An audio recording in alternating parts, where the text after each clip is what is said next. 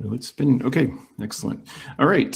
Welcome everyone to our February online learning series from the Reynolds Company. It's 10 o'clock and we got all of our guest presenters available. So we're going to go ahead and get started. Thanks for joining as always.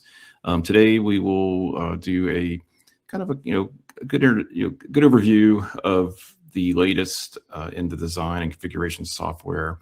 And that's mainly going to be around the PLC development tools, such as the Logix controllers, Studio 5000, and the newer Design Studio, and then the Micro 800 family with the CCW and the new Design Workbench.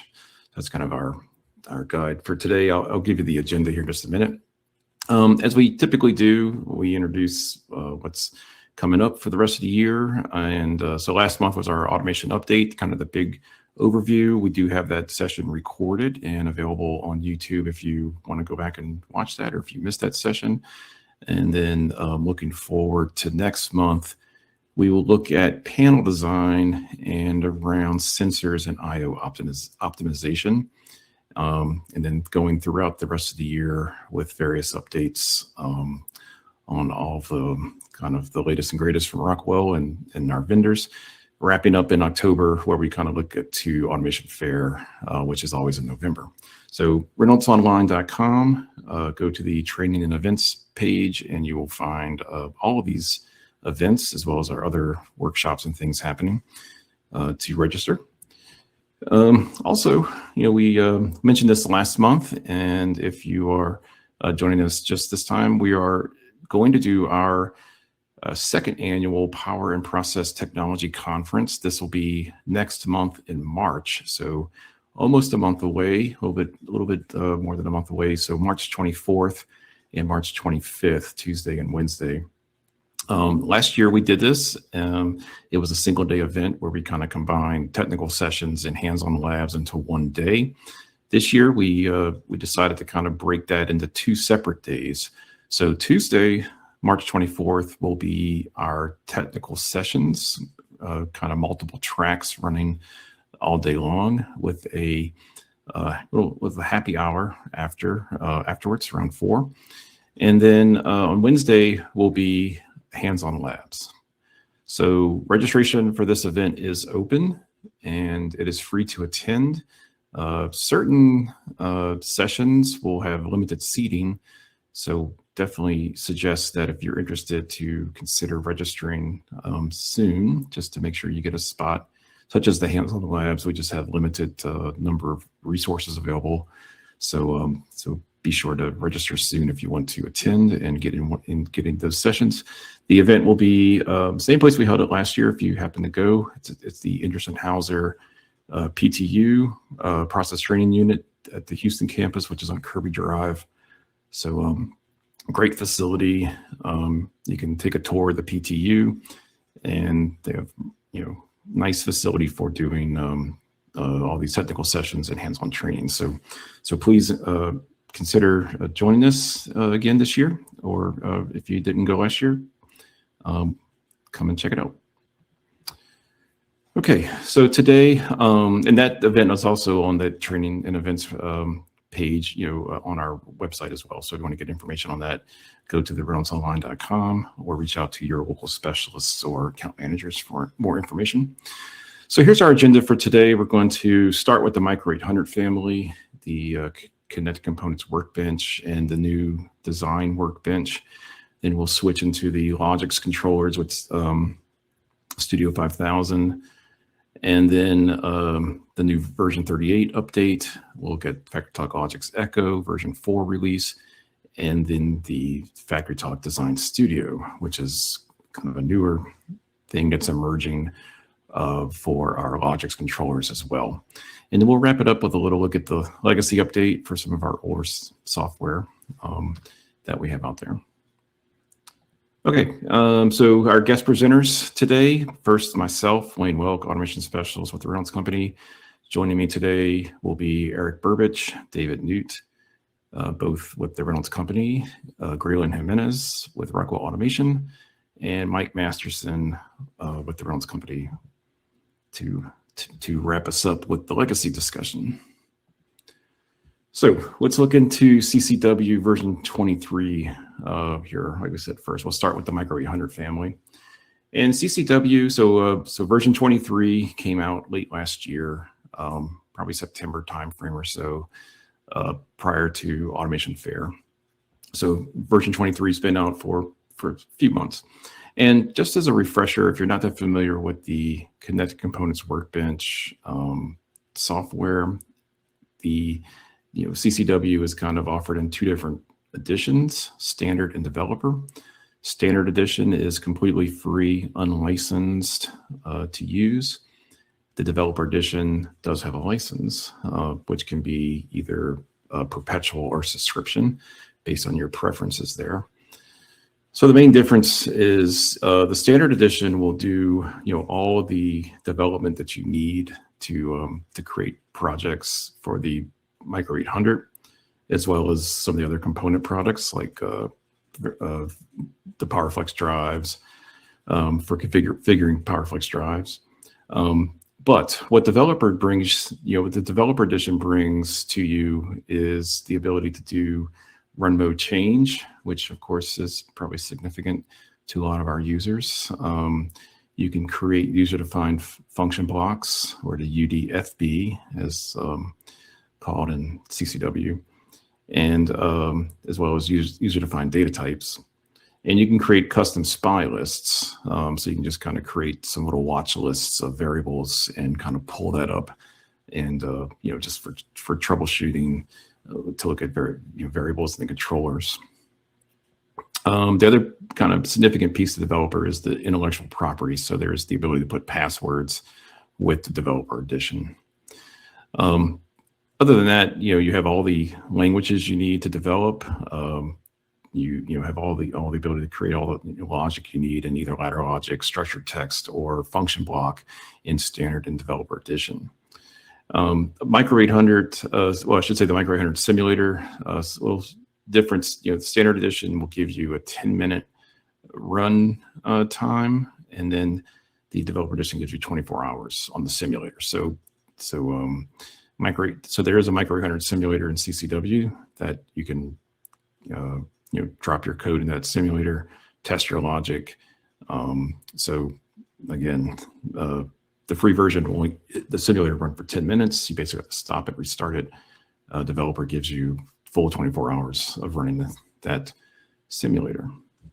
Okay, so also just in case you're not familiar with how you can get CCW, Standard Edition is, again, free.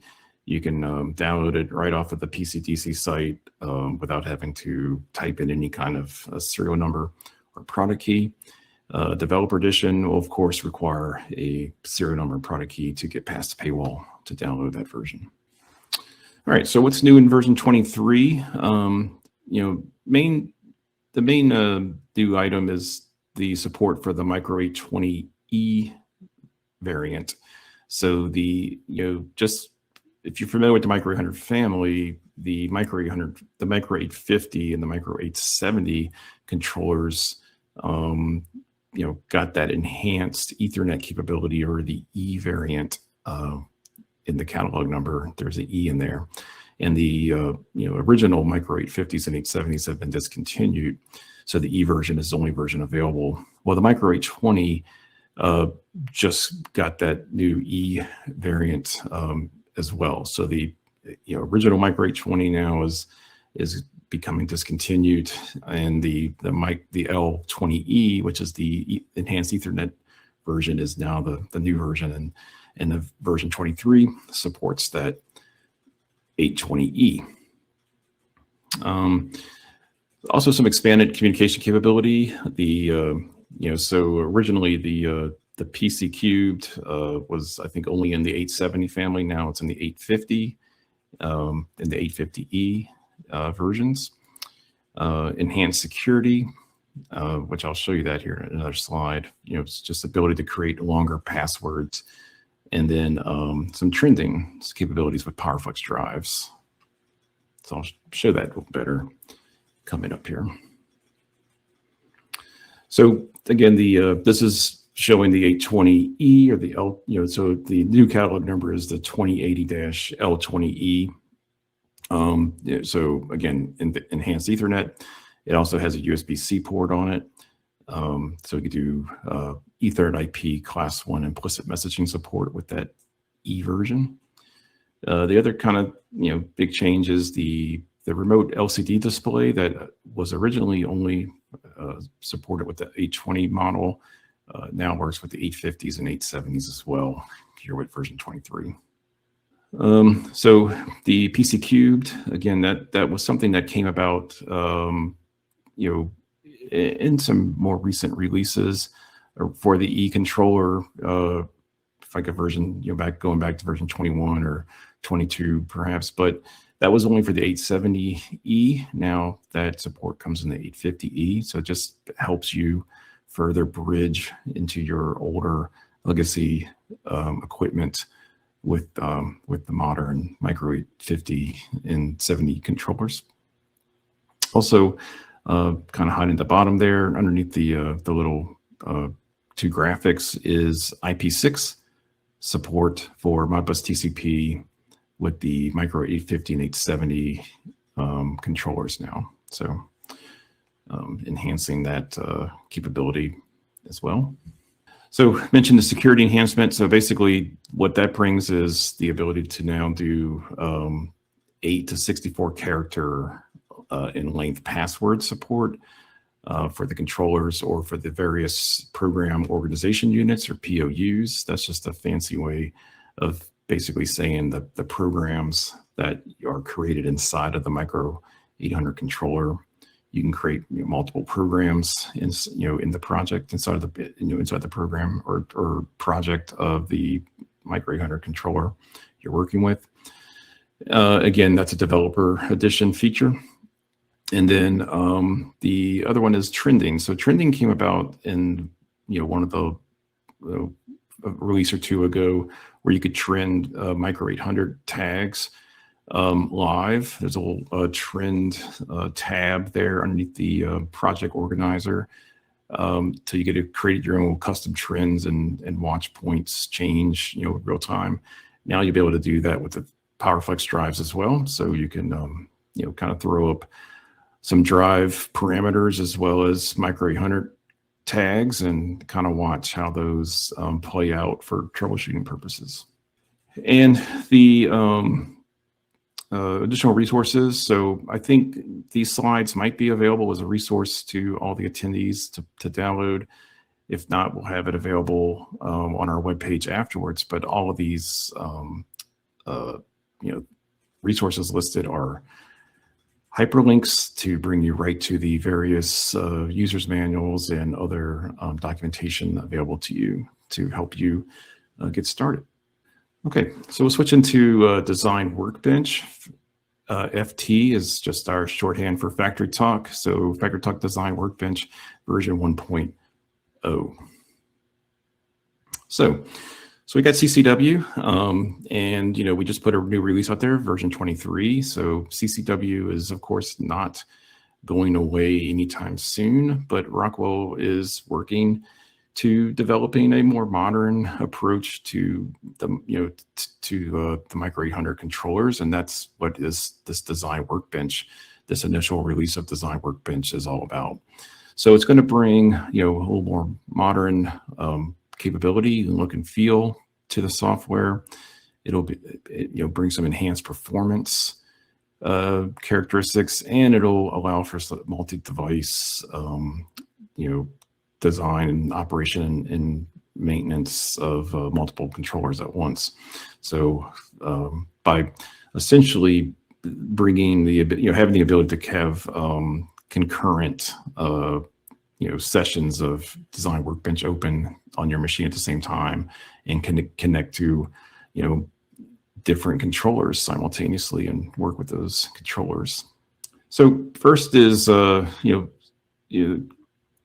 basically bringing a consistent workflow across all of our design software. So a lot of where Design Workbench came about is a lot of customer feedback.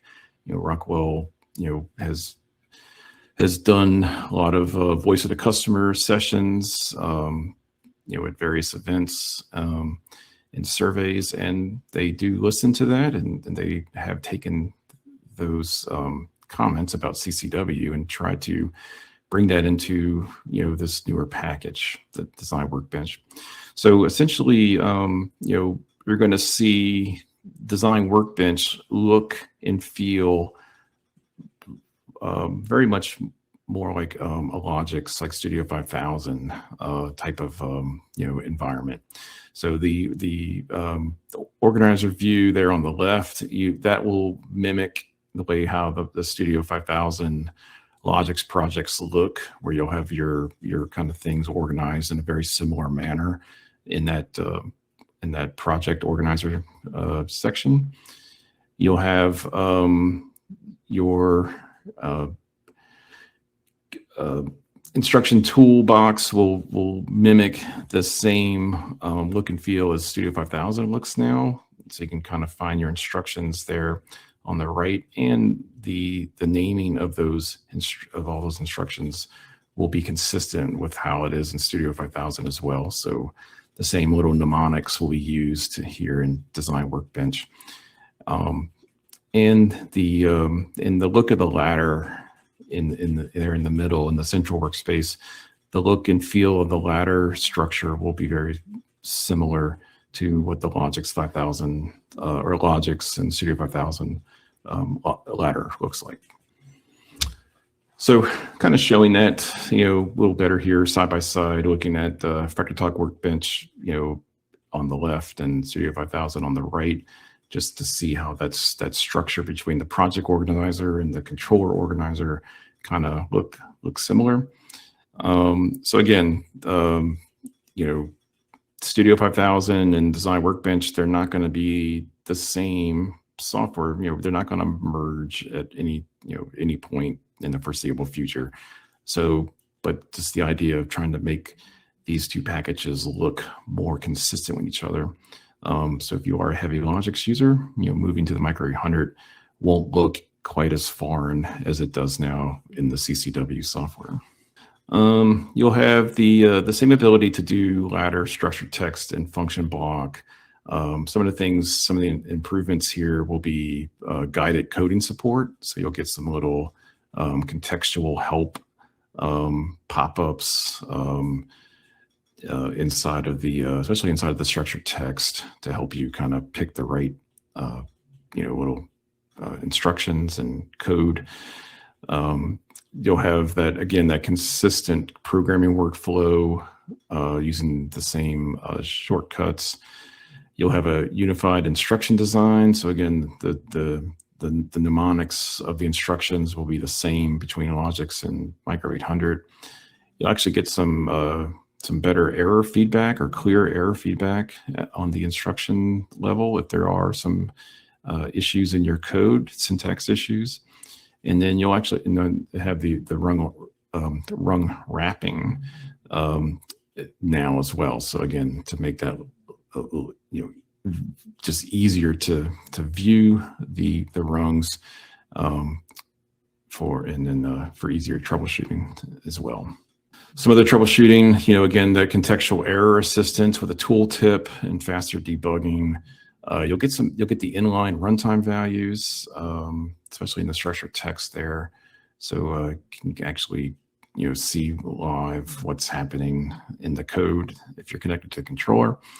And the controller state awareness. So to make it a little bit more obvious throughout, what the status of the controller is with the, if you're in a remote run or program mode when you're connected. And if you are using CCW and you have been using some of the newer versions, version 22 and 23, you can take those projects and import them into the newer Design Workbench.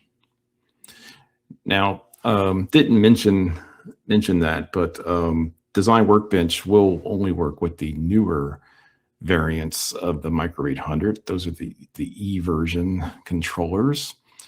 But you can take your older programs, if they were written for the original 820, 850, 870 import that. But again, you can only use that with your e-controllers going forward with Design Workbench. Basically, what we're showing here is that, again, you can bring in the CCW archive file into Design Workbench, but you can also export out of Design Workbench, and you can even export down to the user-defined function block level, and then be able to export that and then reuse that in other projects. So, the ease of reuse will come, here into Design Workbench. Okay, so just a little kind of chart just to show, so again, we've got this version 1. Version 1 is going to be a little bit of, has some limitations to what it can do. There will be some further development. Version 2 will come out towards the end of this year. So we're at that release 1.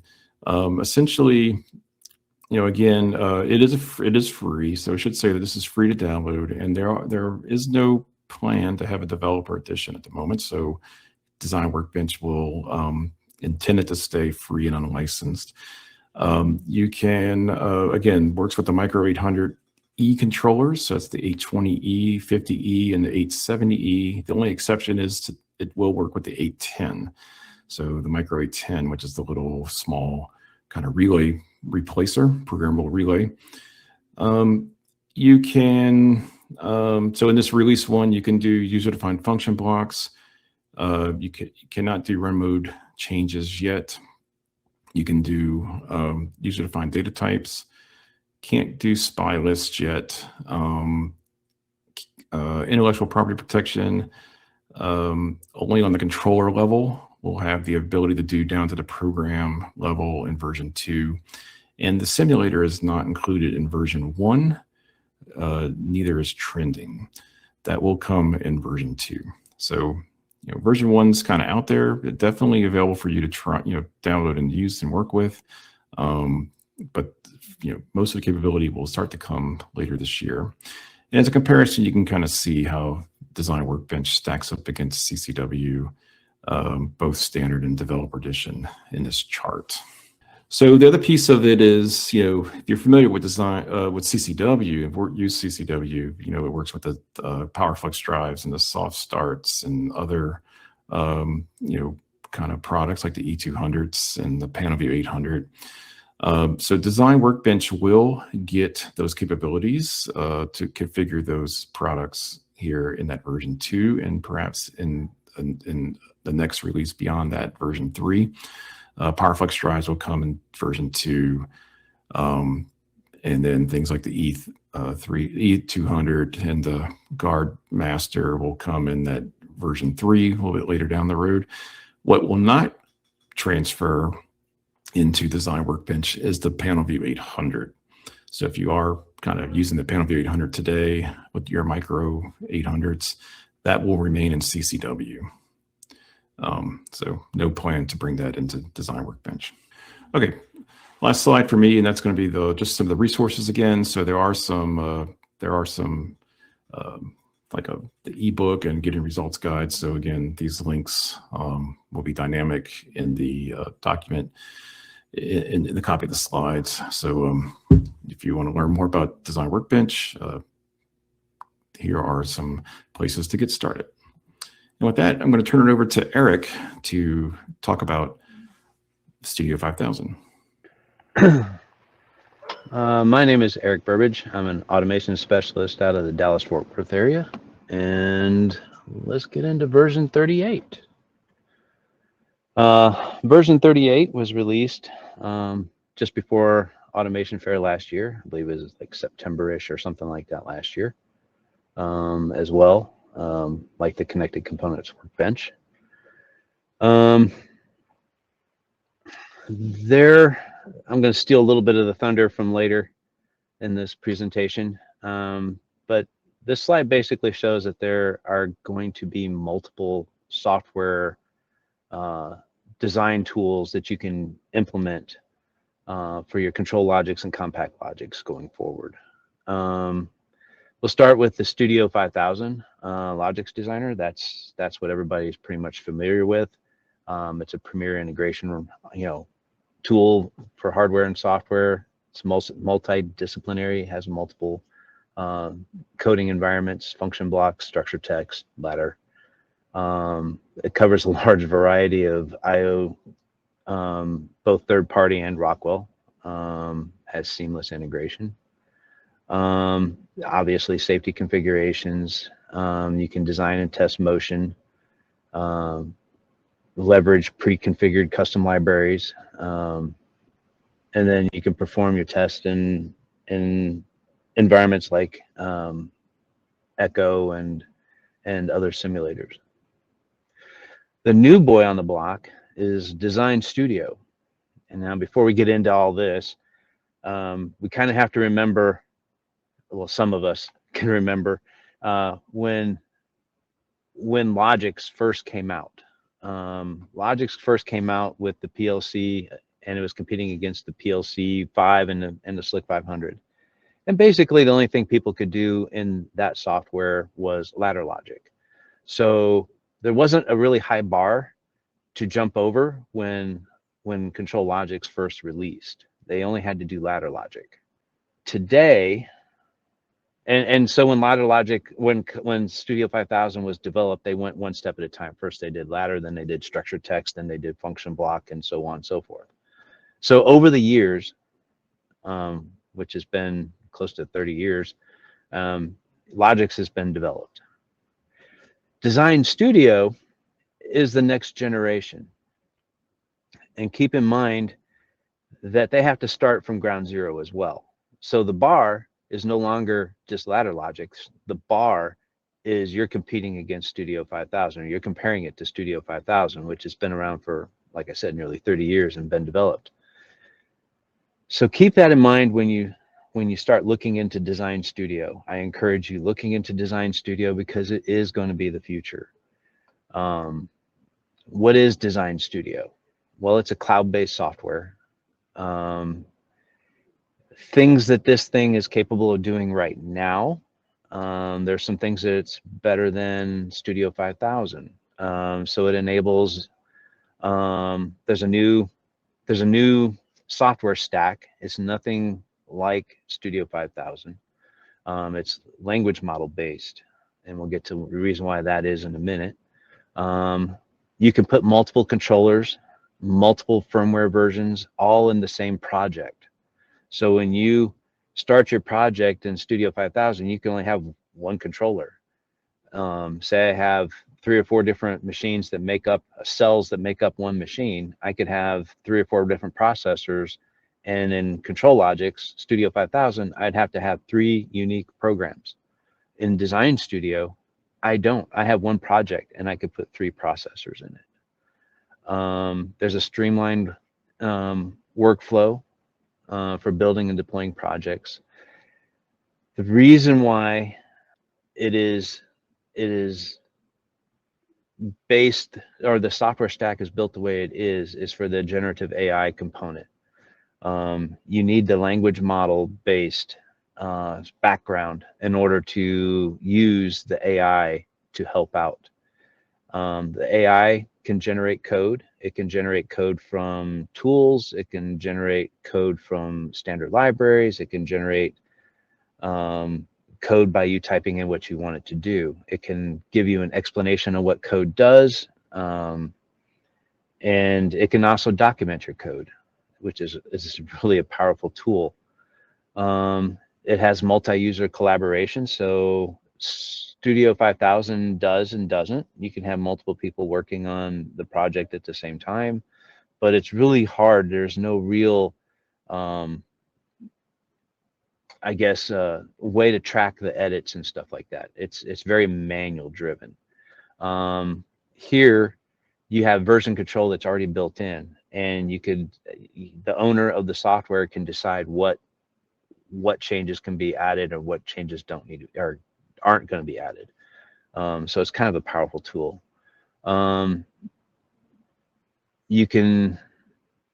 This is also a software as a service. So basically this is a cloud-based software, and currently you're not able to load it on your machine, but that also means new capabilities and stuff like that will be delivered more frequently, and you don't have to download the software to your machine. This is good and bad. They are working on a download version to your machine, but this is kind of a really cool start. I encourage you to look at it. You'll hear more about it later, but it is very much in development. But it's good to be at the beginning of the development, because then, as Wayne had mentioned earlier, Rockwell does listen to people, and they do implement things that people suggest. So it's good to be in at the beginning and start using it. That way you can have more input into it in the future. So let's go back to version 38. As I said, it was released last September. Version 38 is compatible with Windows 10, 11, and some servers here, 2022 and 2025. It doesn't matter whether it's in enterprise or professional. It's compatible with both.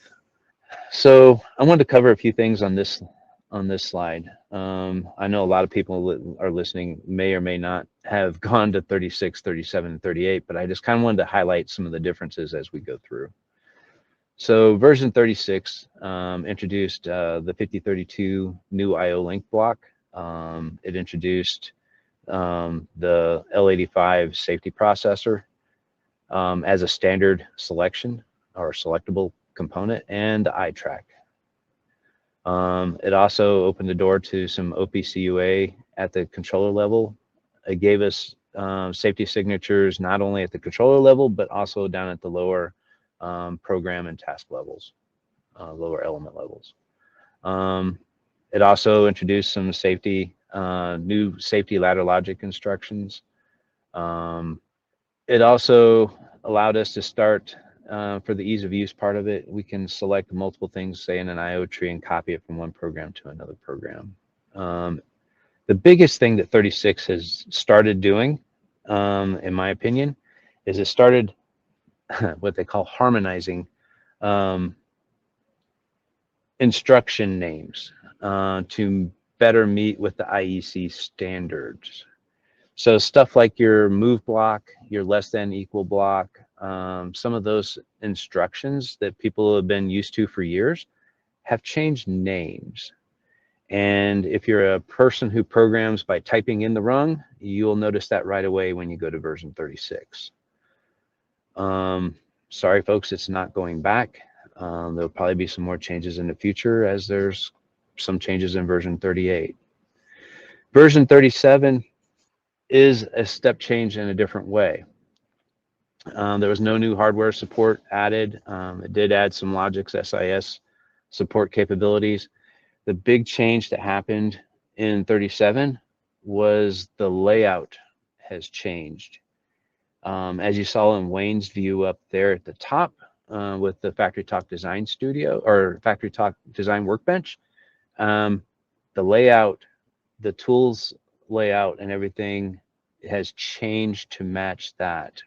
It has changed to match Logix Designer or the Design Studio.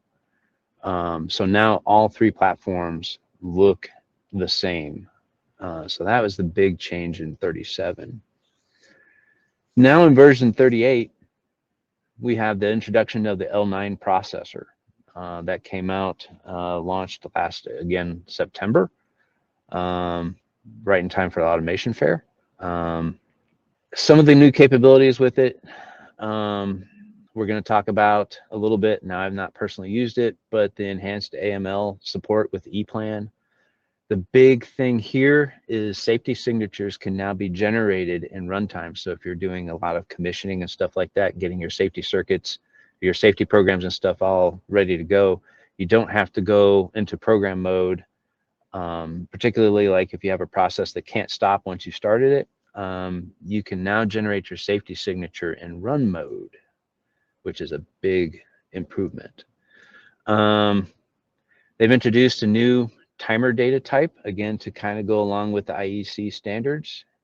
It does not replace the old timer data types. They're just introducing a new timer data type. This data type, as you'll see later in the slides, will go down to the nanosecond. Date time expansion. This is kind of a confusing one, and we've confirmed this. What they've done, and most of us have used a UDT. We've put in UDTs for date time, and we've been doing that for years. And we've used the UDT copy function again for years. What is different with version 38? Rockwell, the PLC has always had a date time data type. We just couldn't access it. And what they've done is now they've let you access that data type. It is called DT. It is the short data type, and they also have a long data type, LDT. So you no longer have to create a UDT. You can just use the one that was already existing. And again, that is usable in the copy and the copy synchronous functions. The function generator has always been in Logix for a while, or has been in Logix for a while, as a function block. Now they've introduced it into the ladder logic in both the safety routine and the standard. The instruction guardrails, they've they've opened it up because they've allowed the function generator and stuff like that to go into the safety routine. Some of the things that's happening with 38, RS Links Classic is no longer supported in 38. It's only FactoryTalk links that's supported. And version 38, control logics, the L7, the 5570, and the 5370, the 1769 processors. This will be the last version that will support those processors. The next version will not support the L7 or the 1769 compact logics. So let's go into the E-plan. What they're trying to do is they're trying to create a single source of truth for projects. Oftentimes you have a problem with your control. Once you get out of the design, the drawing phase, and you go to into the programming phase, things change. They don't update the drawings, vice versa. What 38 and the release of E-plan has done is improved the workflow to get updates done that are from the initial drawings to your Rockwell software, and then as you develop your Rockwell software, you can get those changes back to E-plan. They've basically redefined some of the data that goes back and forth to harmonize that data so that it's more consistent. And they've improved on the E-plan side. They've improved some of the profiles or the add-on stuff that they have in there. Here's basically a workflow plan for this. You're gonna open an AML file that came from E-plan, and you're gonna start off by putting that into Logix. If you configured your E-plan correctly, you'll get stuff like IP address information. If you've already assigned it, you can make it create tags, like alias tags, that represent the device name in your drawing. You can get all the device part numbers, and all that stuff will come in. So basically you prepare this for an export from E-plan, or you import it, and then what you're going to do is you're going to synchronize. After you do some programming, you're going to synchronize your program back to E-plan. So you're going to use this AML RDF to then synchronize or prepare an export to your E-plan, and then you're going to use this. You're going to import this AML back into your E-plan drawing, and then you just start the cycle all over again. If you make changes in your drawing, you can export this back to an AML file, and then you can put that back into your program. So what they're trying to do is create a harmonized single source of truth, and make it very easy to keep your drawings and program up to date with version 38. Here's some of the defined variables that get exchanged. You get the device name, the catalog number, device position. if you have area assignments and stuff like that. You get firmware revision, IP address, description, so you can keep your descriptions the same between your drawings and your program. And then you get your tagged information, so you get your data type, direction, description, and the alias if you want to set that up. Coming back to some of the data types, so we have the new timer data type. Basically, that can be used in any of the functions, the TON, the TOF, the RTO, all that stuff. Basically, what this does is get you down into the microsecond granularity level. This is only capable on the 5380, the 5069 compact Logix, and the 5580, the L8 and the L9 processors and control logics. Again, this one here isn't really that extraordinary when you think about it, because we've been using UDTs and copies for a long time. What this is really they're allowing us to use the predefined data type, and we're able to copy with the predefined data type. The function generator, again, this one's a ladder logic function now. It's been a function in the function block area. Now you can put it into safety and standard code. Again, going over the timer data, it basically can be supported in, like I said, the TON, the TOF, and the reset function. The data type for your date time is DT. That has always been in the control logics. Well, not always, at least all the way back to version 33 that I have. You'll find it in the predefined data types, but we have never had access to it. In version 38, now you can create a date time variable with the data type DT, and that's the short data type, or you can create the LDT data type, the long data type. You can use that in your GSV instruction, and it'll export to your data type, and you can use that in your copy instructions to copy stuff like maybe into tracking data or something like that. Again, the function generator, this is really nothing new. It's just now available in ladder logic, to be used in ladder logic and to be used in the safety routine. This is the really big one. So like I said, version 36 introduced the different safety signatures at the different levels. It also introduced a safety signature report, where you can generate a report on your safety signatures. Version 38 now will let you assign or generate those safety signatures in run mode, which is a huge thing. Again, that's only on the 5069, the 5380, and the 1756 L80 and L90 processors. FactoryTalk Links has been with us since version 33, and version 37 will be the last version that supports RS Links Classic. What that also has implications is those things that are uniquely configured or seen by RS Links Classic will no longer be available in version 38. So the following product families are impacted with that statement. As a note, because you can have version 37, 36, 30, 35, whatever, all the way back to whatever you have, that still means, or it doesn't mean that you cannot load RS Links on the same machine that you have 38. It just means 38's not going to use it. In version 36, 35, and 37, you had the option of using RS Links Classic or FactoryTalk Links as an option.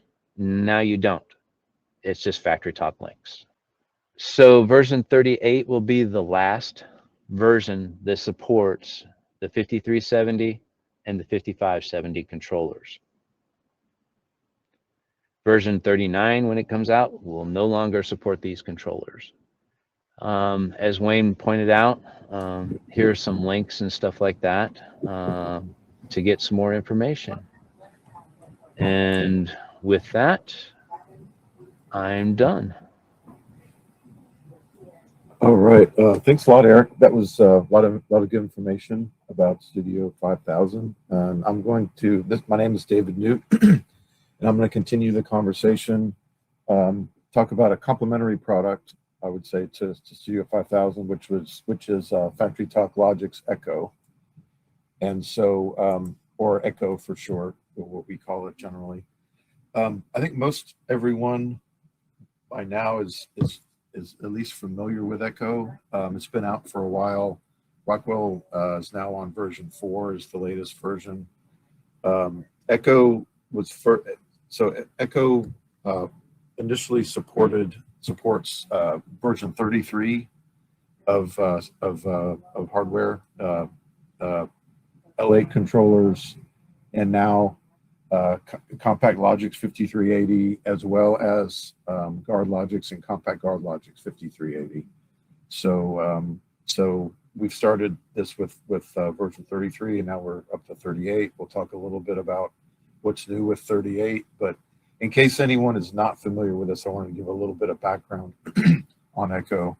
So Echo is the new emulate software that replaced Logix Emulate. That Logix Emulate was the emulate software for the L7 controllers, and it only did L7s. Didn't support Compact Logix 5370. So Logix Echo is a welcome upgrade to emulate, and so like I said, it basically supports all of the new current controllers, active control Logix controllers from Rockwell. Both Compact Logix, Compact and Logix controllers. So any of you that used emulate that have not used Logix Echo yet, it does work a little bit differently. It actually works a little bit better. One example would be if you take your Studio 5000 project and you have your, say, L81E as the controller in that project, and you've done all your configuration and your IO tree and whatnot. If you want to use Echo, you don't have to make any other changes. You basically just use that same project and go into Echo and pretty simply create that processor in an Echo chassis. Give it the IP address, and you're pretty much done. With Logix Emulate on the L7s, you actually had to select Emulate as the controller inside Studio 5000 or RS Logix 5000. So that created some problems because you had to make some changes on the HMI to be able to see it properly, and all that goes away with Echo. So a lot easier and more straightforward to do, whether it's testing or training, or all the other good use cases with Echo. So that's a little bit of background on Echo. So the same project file. Some other things with Echo that allow you to do, you can do what we call snapshots. So if you're familiar with VMware and virtualization, you're probably aware of what a snapshot is. Basically, you're taking a snapshot of the virtual machine, and you're temporarily saving it, and it may have some certain configuration or certain settings and set points that you want to get back to later. The same thing, you can do the same thing in Echo. So you can set up snapshots to whether you're doing some specific training and you want to save certain set points or alarm values and stuff, you can save those and then bring those back later. So that's a nice thing. You couldn't do that with Emulate, obviously. So we've moved forward and a lot of really nice features with Echo. So the big announcement, I guess, along with the release of the L9 is the fact that FactoryTalk Logix Echo version 4 supports L9s, and so this is a list here of all the L9 processors that are supported. So looks like the standard processors and also the P processors there are all supported. Little note there, the future releases. So, I don't want to spoil anything, but if anybody sees that, there will be a Compact Logix 5390 released at a later date that will support Logix Echo from day one as well. So we're excited about that. And of course, you need version 38 to run L9s. So that will be supported. The other thing to note about Echo, just to be consistent with everybody, so Echo uses FactoryTalk links to communicate. So there's no issue with the RX Links Classic going away with 38. So as we go forward, there won't be really any issues, any differences in using Echo as we go beyond version 38. Some more things that have come out more recently in version 4 is support for a software developer kit that supports Python. So really a few really nice use cases here. If you're using Echo to do, you want to do some simulation, and the simulation could be used in code development, it could be used in training, creating some Python code and then running it in conjunction with Echo is a really nice way to add some simulation code, and we have some partners that do that, and also some customers that kind of do that. So that's a really nice addition to the fact to Echo. In the last version 2 is the support for the SDK, and specifically Python powered. So a lot of opens it up to, there's a lot of Python programmers out there. But in addition to that, you can also use C# in the SDK as well. And so to finish up here, one other thing to take note of when you install Echo, there are some sample projects that come with the install. And so you can see there the Python and C# directory examples where if you do want to play around with the toolkit, you can use some of these examples to get you started. And like Wayne probably mentioned, all these this presentation will be available online, so you'll be able to use to just copy those folder directories and go play around with these examples. One other thing, commercial thing to make note of with Echo is especially in relation to Logix Emulate, the L7 emulator. Some of you may not have seen Echo because it does not come with the software toolkits that a lot of you may have. It is a item that's purchased separately, and it is a subscription-only license. But if you're interested, if you'd like to play around with it, just reach out to any of your automation specialists, and they would be more than happy to give you a 30-day license to trial, to test it, and just to see if you like it. And we do that quite a bit because there is a lot of value with Echo. And I think that concludes my presentation, and I'll hand it over. Thank you, David. I'm going to show the design studio that Eric gave an overview about it. Let's see a little bit more of details about this software, right?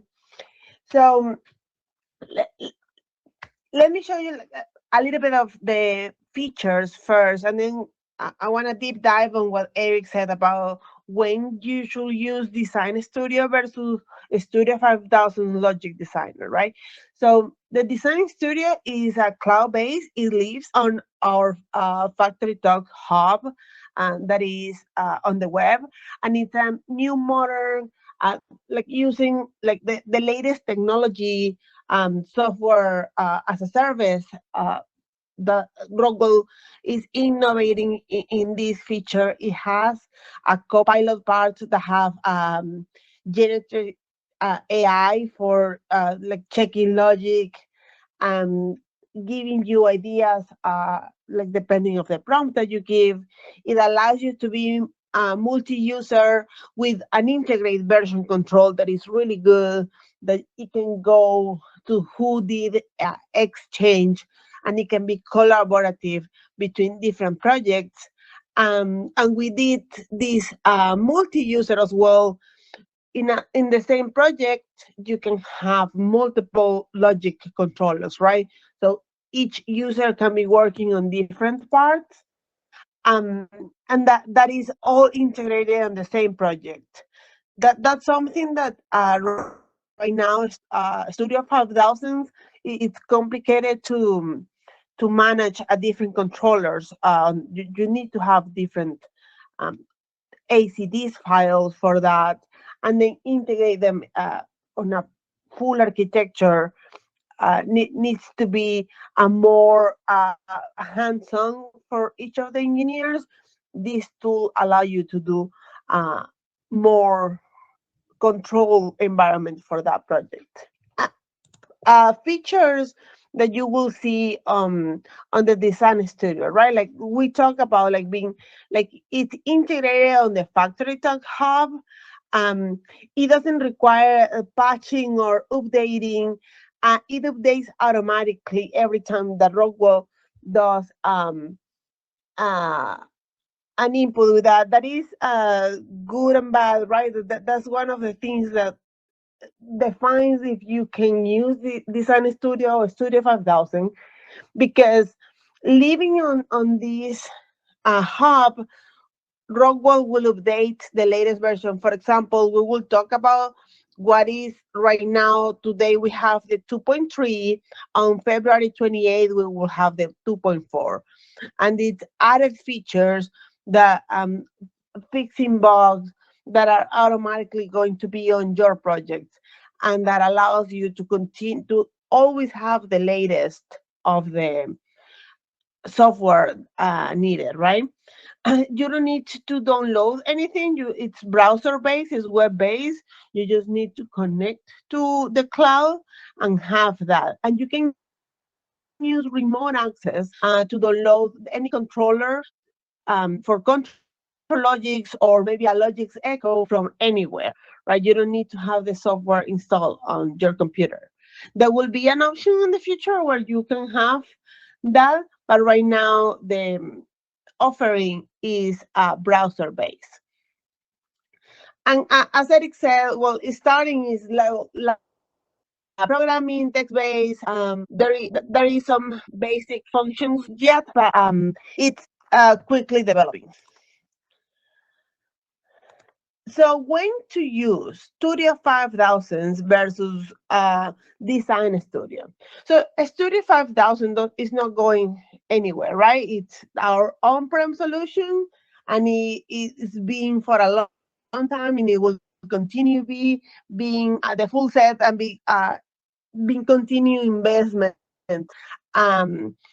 to growing that software, right?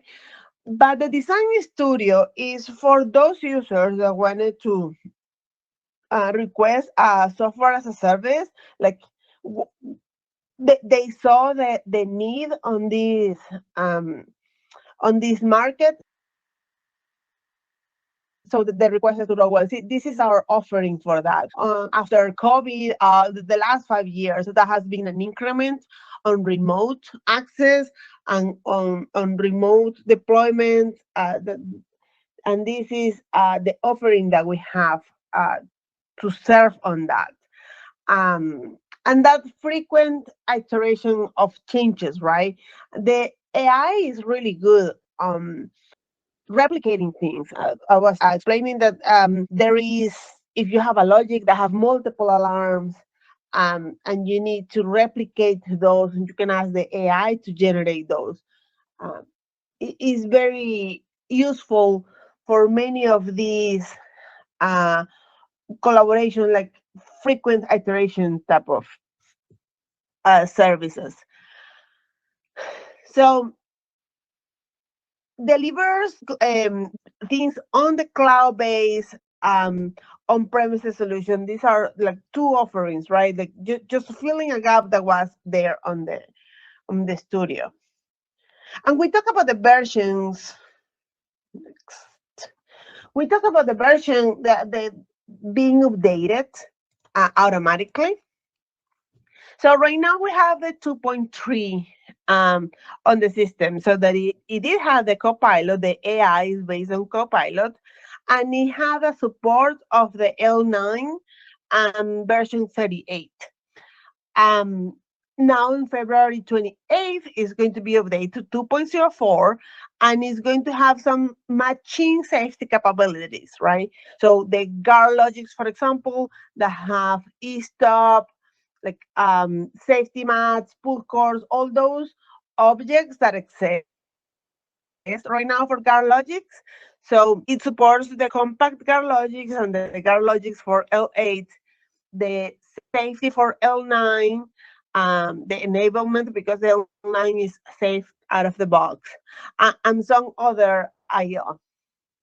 That's our biggest addition on the latest, and multi-region support because now it has some language part. The Copilot, it can add specifically to the safety routine. On the future, like that's not included on this, is going to be the process safety. So when I said safety, I explicitly recognize that is machine safety. That is maybe something where on the Gulf region is not something that we see that often. We see more process safety, and that is coming, but not exactly right now.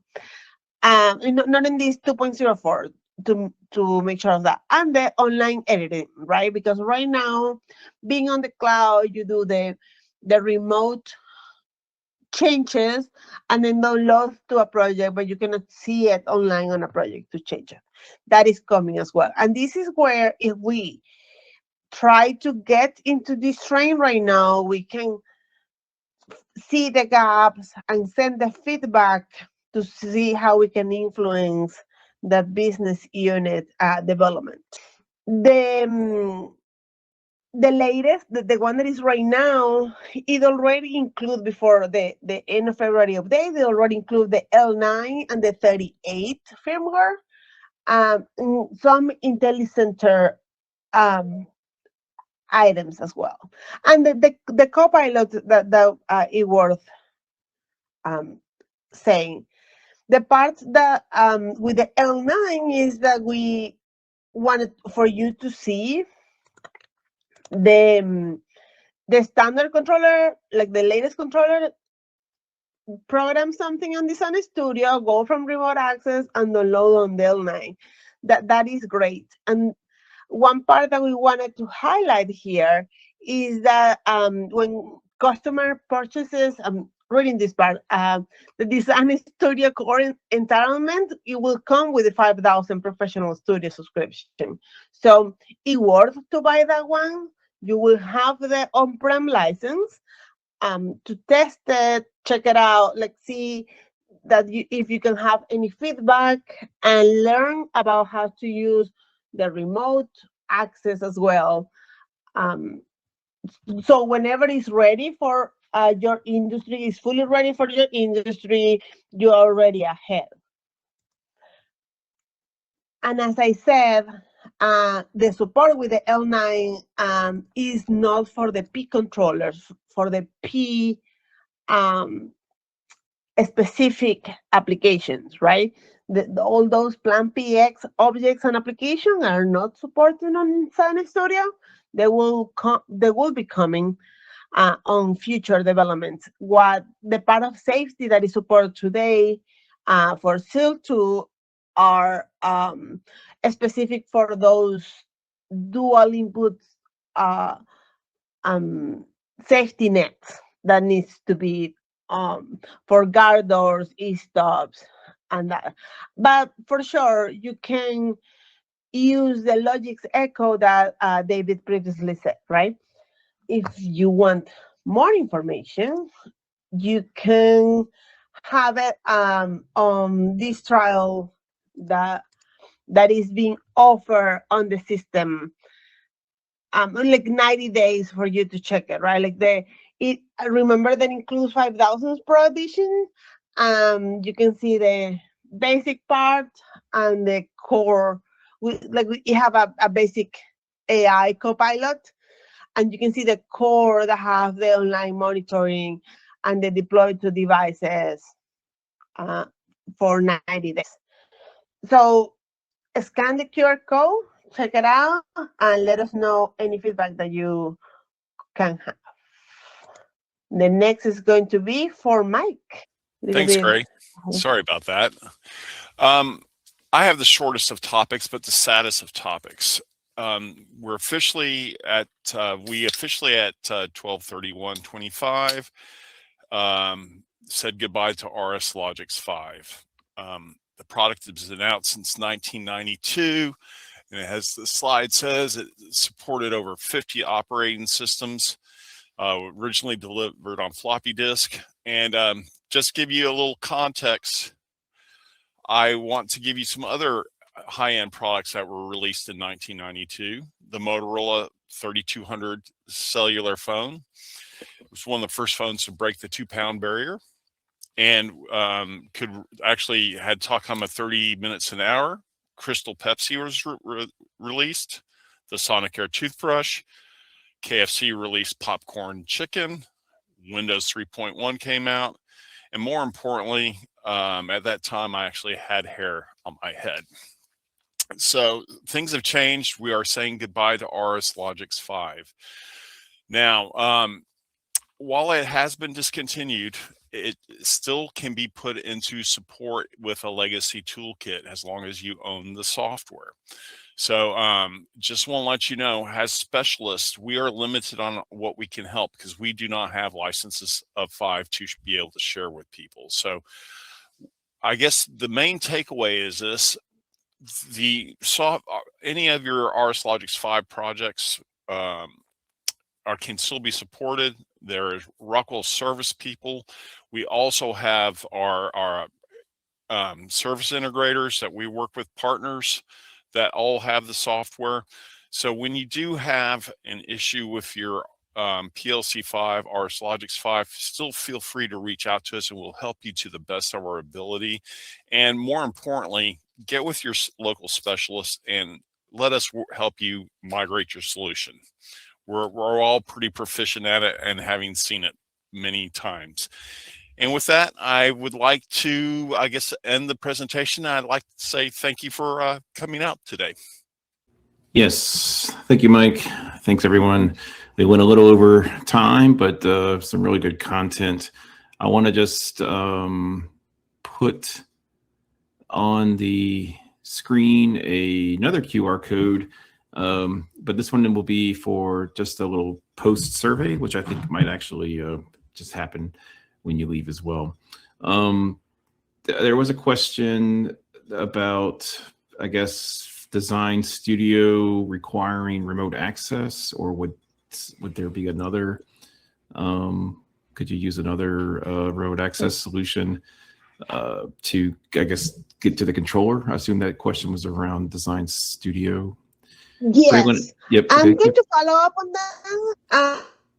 I'm going to follow up on that. I just have used it with FactoryTalk Remote Access.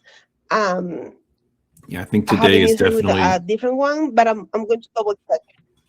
Yeah, I think today we might be limited to remote access, but future could bring some other things there. Okay, I don't see any other questions. So as always, feel free to reach out to your local specialist and account managers if you got any questions on follow-up. And we appreciate you hanging in a little bit over time. Again, appreciate all of our presenters. It was really good information today. So we'll look forward to seeing you next month in March.